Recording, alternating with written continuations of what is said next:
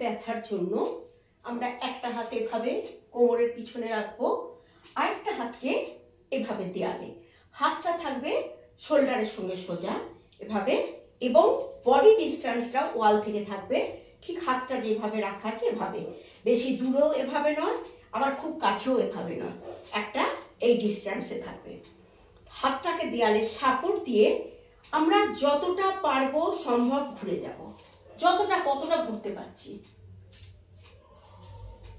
এভাবে 10 second hold করব, তারপর আস্তে আস্তে আবার অপোজিট হাতও ঠিক এইভাবে হাতটা দিয়ে এখানেতে এভাবে রাখলাম, রেখে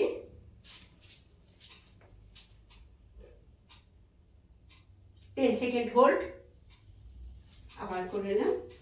বোথ সাইড 5-5 করে করব।